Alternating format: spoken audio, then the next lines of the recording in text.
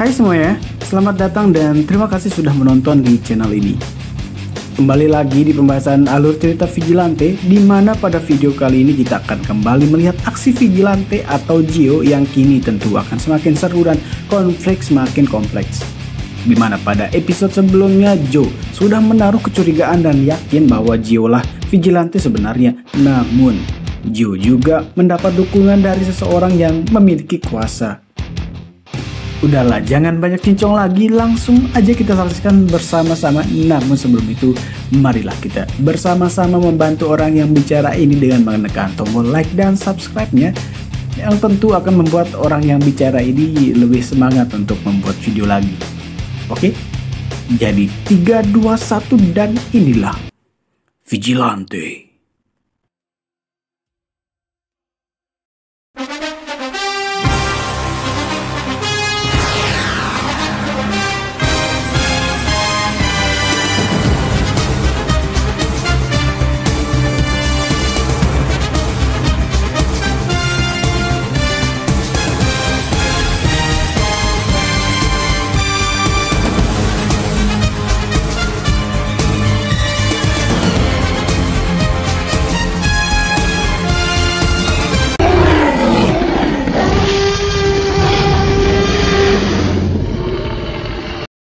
Lanjut, kini kita diperlihatkan Gio sedang kencan buta dengan si wanita yang katanya ia selamatkan dan mereka membahas bagaimana sang wanita mengetahui Gio. Sang wanita lalu mengatakan bahwa ia bekerja sebagai semacam agensi pacar bayaran, namun terlihat si wanita tidak mengetahui siapa Gio sebenarnya. Gio kemudian izin untuk menelpon seseorang yang dimana itu adalah sang peniru dan Gio mengatakan bahwa ia kini sudah ketahuan dan hanya Ganguk dan Joe yang tahu bahwa Vigilante adalah Gio itu sendiri. Gio kemudian menyuruh Ganguk untuk menduplikasi HP Joe jika memang ingin diajak bekerja sama dengan Vigilante. Adegan kemudian memperlihatkan Choi dan Desuk kini menuju ke tempat yang seharusnya menjadi tempat pertemuan mereka dengan sang aktor, dan saat mereka masuk ke dalam, betapa terkejutnya mereka melihat di dalam sana terlihat seperti server ilegal yang tentunya itu milik Sewol untuk menambang kripto. Mereka berdua kemudian masuk ke dalam dan tiba-tiba seseorang pun datang yang mungkin penjaga tempat itu dan berniat untuk menghabisi Choi dan Desuk. Setelah bermain kucing-kucingan, sayangnya Desuk harus mendapat bayaran kecil karena ia berhasil tertusuk oleh pria misterius ini, sedangkan Choi berhasil kabur.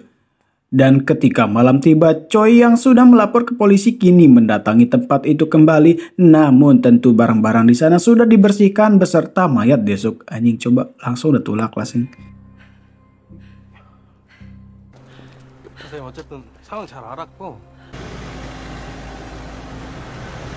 Adegan kemudian beralih ke Joe yang sedang fitness dan tiba-tiba ia ditelepon oleh seseorang bernama Eun Jae-hyuk yang memerintah Joe untuk segera menangkap Vigilante karena sudah mepet dengan kepentingannya. Di sisi lain, Joe kini sedang berlatih tinju dan ditanyai oleh temannya yang merasa Joe akhir-akhir ini sedikit berubah. Apakah Joe menyimpan suatu rahasia dari mereka? Akan tetapi Gio kini diberi pesan oleh sang peniru bahwa handphone duplikat pesanannya sudah jadi dan akan diantar oleh kurir Shopee Express. Enggak dong. Adegan kemudian memperlihatkan Choi kini sedang melakukan siaran di hujan, Cok. Nggak apa-apa lah ya. Adegan kemudian memperlihatkan Choi kini sedang melakukan siaran di acaranya yang membeberkan apa yang ditemukannya bahwa Kim Samdo kemungkinan terlibat dalam kejadian penemuan server mining kemarin. Semua orang yang melihat tayangan tersebut kemudian bertanya-tanya akan kejadian di belakang ini semua. Di sisi lain, Kim Samdo dihubungi oleh seseorang yang disebut Tikus yang ternyata Jae-hyuk atasannya Joe bahwa namanya kini menjadi pembicaraan di TV. Gio yang kini memegang duplikat posennya Joe kemudian menyadari sesuatu bahwa Jae-hyuk juga merupakan orang yang busuk. Sedangkan para detektif kini khawatir karena berita ini tentu akan memancing Vigilante untuk memburu mangsa yang lebih besar. Setelah siaran selesai, pemilik stasiun TV tersebut kemudian memarahi Kwak karena sudah berani menyiarkan berita seperti ini meski itu masih asumsi. Kwak kemudian beralih memarahi Choi seakan yang dilakukan Choi ini salah. Choi lalu balik memarahi Kwak karena masih mementingkan sponsor dan uang daripada fakta dan kebenaran. Di sisi lain, para eksekutor yang kemarin menyerang Choi dan terlihat sedang menghilangkan barang bukti, termasuk jasadnya si itu ya. Sedangkan yang lain kini sedang mengincar Choi dan berniat untuk menculiknya. Akan tetapi tiba-tiba Joe datang dan menyelamatkan Choi. Joe kemudian menyarankan kepada Choi untuk tidak memberikan mangsa lagi kepada vigilante. Choi kemudian mengatakan bahwa bukannya kau memerlukan acaraku untuk menangkap vigilante Ajushi.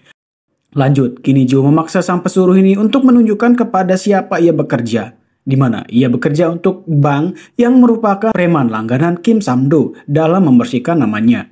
Dan mereka kini menuju ke tempat terakhir yang ditujui si pesuruh, namun pesuruh ini malah heran kenapa ingin menyerang sendirian.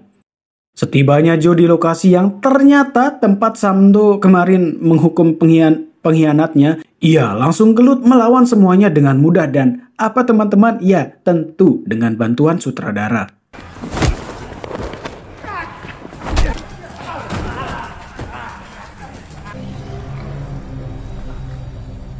Adegan kemudian memperlihatkan berita yang menyiarkan penemuan Joe dan kepolisian menetapkan tempat tersebut merupakan markas dari vigilante. Namun Choi merasa bahwa vigilante tidak mungkin sebodoh itu dan masih tidak percaya bahwa tempat tersebut merupakan markas vigilante. Di sisi lain, Joe kini tengah dimarahi karena bertindak sesuka hati dan tidak melaporkannya kepada atasannya Jae-hyuk. Jae-hyuk kemudian menanyakan kepada Joe apakah kau yakin mereka adalah vigilante, yang dimana Jae-hyuk tahu Joe sebenarnya salah tangkap. Namun Joe malah yakin bahwa ia menangkap vigilante. Nah, di sini saya juga bingung guys, kenapa Joe yakin menangkap vigilante padahal kemarin ia juga yakin bahwa Joe lah vigilante sebenarnya kan. Di sisi lain, Kim Samdo juga kebingungan dengan tindakan Joe yang memfitnah mereka adalah vigilante karena tidak mungkin itu perintah dari si tikus atau Jae-hyuk, yang artinya ada salah satu pihak yang bermain di antara mereka. Lanjut, kini kita akan diperlihatkan seseorang bandar narkoba yang dikenal dengan Si, kini sedang berada di markasnya yang seolah seperti toko buku, namun tentu terdapat pintu rahasia. Dan dari kejauhan Joe sedang mengawasinya dan saat Si ingin meniduri seorang wanita, tiba-tiba Joe pun datang dan itunya Si yang sudah mulai berdiri terpaksa melemas. Kemudian mengambil sesuatu dari dalam berangkas. Keesokan harinya kita akan diperlihatkan Choi dan Kwak kini sedang diancam oleh atasan mereka untuk segera mengundurkan diri karena ulah siaran vigilante kemarin membuat reputasi TV mereka menurun. Akan tetapi tiba-tiba terdengar kabar bahwa Si yang pernah tercatat melakukan tindak kejahatan memperkosa kini ditemukan tewas. Namun yang mengejutkan warga adalah TKP yang terlihat seperti jejak dari aksi vigilante. Padahal belum 1 minggu pengumuman dari kepolisian yang mengatakan bahwa vigilante ditemukan. Choi kemudian berkata bahwa ini vigilante sebenarnya dan beranggapan bahwa vigilante yang asli kini sedang menunjukkan bahwa polisi kemarin sudah salah tangkap. Di sisi lain, Kim Samdo yang mendengar hal tersebut langsung menyuruh semua pengedarnya untuk menghentikan bisnis mereka sementara dan mengamankan uang mereka.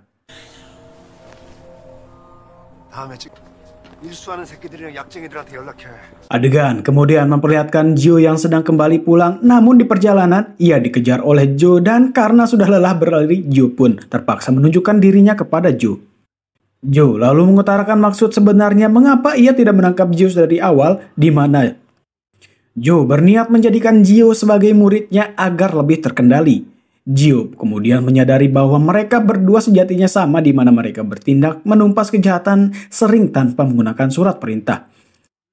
Joe kemudian lanjut berceramah nujutsu kepada Joe tentang hukum yang seharusnya sakral, malah bermurah hati kepada para pelaku tanpa mempertimbangkan korban. Dan bagaimana bisa pelaku yang sudah menerima keringanan hukum malah tidak bertaubat dan seakan kebal akan hukum.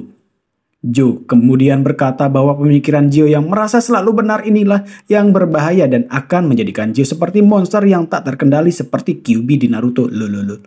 Karena tidak terima dengan jawaban tersebut, terjadilah gelut yang tentu dimenangkan oleh Joe. Joe kemudian melanjutkan ceramah nojutsunya di mana kejahatan terburuk yang pernah ada adalah pengkhianatan dan yang dilakukan Joe merupakan suatu pengkhianatan sebagai aparat penegak hukum. Namun Joe mengatakan apakah ini juga merupakan perintah dari Eom Jae-hyuk, si tikus? Joe yang mendengar itu melemaskan tangannya hingga membuat Joe berhasil berdiri. Joe lalu mengatakan bahwa Joe harus menunjukkan keadilan yang dia maksud dan Joe akan mengikutinya.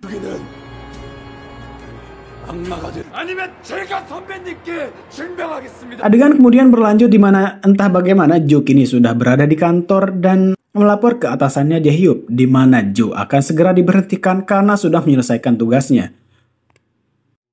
Namun, Jo mengatakan apakah ini terkait SDM di Seoul? Jae-hyuk pun tak menjawab dan menyuruh Jo untuk segera pergi. Lanjut kini kita akan melihat Jo yang menemui si pesuruh untuk mencari di mana keberadaan si Bang atau orang yang memerintahnya. Shin kemudian beralih ke Ganguk yang sedang menjenguk Jo dan berkata kalau Jo sungguh pemberani karena sudah mengalahkan Jo dengan ceramah no jutsunya, lalu kemudian berselfie dengan Jo. Saat malam tiba, Jo melihat berita acaranya Choi yang ternyata kini sudah memberhentikan Choi dan meminta maaf atas tuduhannya terhadap Kim Samdo yang tentu sudah kita duga ada uang dan ancaman yang bermain di belakangnya. Melihat itu, Jo langsung memerintahkan Ganguk untuk membantu reporter Choi untuk tetap meliput. Keesokan harinya, Ganguk langsung memberikan kantor baru kepada Choi dan Choi sungguh berterima kasih karena tujuannya adalah untuk memaksa aparat penegak hukum agar segera memeriksa Kim dan saat penyelidikan mengendor, ia akan memberikan panggung ke vigilante untuk menyelesaikan tugasnya. Dan benar saja Choi, dengan peralatan dan tempat seadanya, ia kini menyiarkan berita dan bertekad untuk mengungkap kebenaran dan kalau ia meninggal, itu pasti karena ia terbunuh oleh orang yang tidak suka dengan kebenaran yang muncul.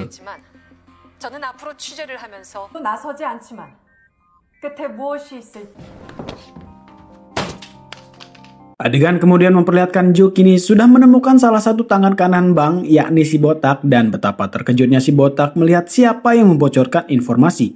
Namun Jo pun datang dan menyuruh si pesuruh untuk membunuh si botak demi melihat kesungguhan informannya. Melihat hal ini tidak akan berhasil, Jo kemudian menyuruh siapapun yang bisa menemukan Bang akan tetap hidup.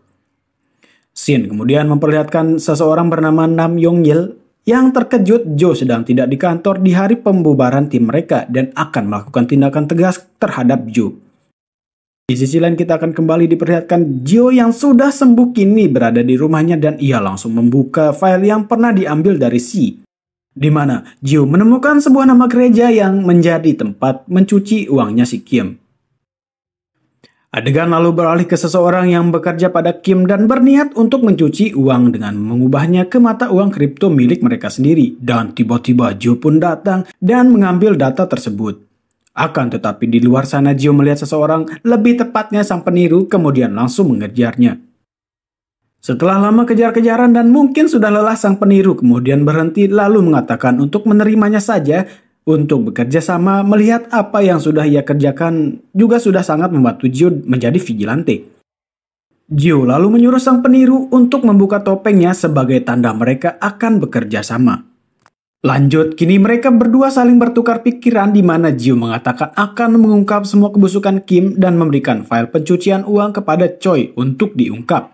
Agar semua media dan aparat membicarakan hal tentang ini hingga membuat Kim dipaksa untuk diperiksa. Dan saat proses pemeriksaan sudah lengah dan masyarakat sudah mulai putus asa, Jo akan melancarkan aksinya.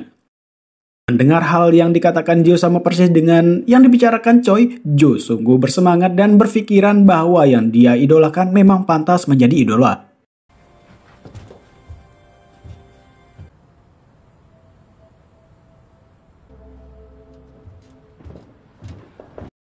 Adegan kemudian beralih ke Akademi Polisi di mana Yonggil yang kini menjadi ketua unit regional yang baru untuk kasus vigilante berniat untuk bertanya kepada Pak Profesor atas apa yang mereka bicarakan saat Jo datang.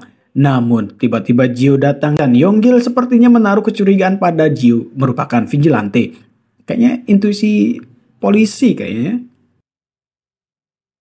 Adegan kemudian memperlihatkan Jo yang memimpin angkatannya pada sebuah acara yang diadakan oleh rektor yang dimana Jae-hyuk menyampaikan pidatonya seakan ia paling benar padahal isu tentangnya masih hangat. Selain itu, acara tersebut juga dihadiri oleh pemanjatan doa oleh gereja yang tentunya dilakukan oleh gereja yang dibiayai oleh Kim. Dan setelah acara selesai, tiba-tiba Jo menggerebek pendeta tersebut dan memberikan peringatan kepada pendeta untuk bertingkah seperti pendeta, bukannya malah menjual narkoba dan memeras uang rakyat. Lalu berita tentang terbunuhnya Pak Pendeta kemudian menjadi viral dan Jae-hyuk serta Kim kini sedikit kena mental karena tahu bahwa target selanjutnya adalah mereka. Kim kemudian menyuruh Jae-hyuk si tikus untuk tetap diam setidaknya selama 5 hari karena sebentar lagi akan diadakan pemilu. Di sisi lain Choi kini sedang bertemu dengan Ganguk dan mereka membicarakan tentang file yang sudah didapatkan Vigilante untuk ditunjukkan ke media. Choi yang melihat data tersebut tentu menaruh kecurigaan terhadap Ganguk yang kemungkinan tahu siapa Vigilante sebenarnya. Namun Ganguk tentu tidak mengatakan itu dan malah membicarakan Choi untuk menggunakan file itu sebaik mungkin.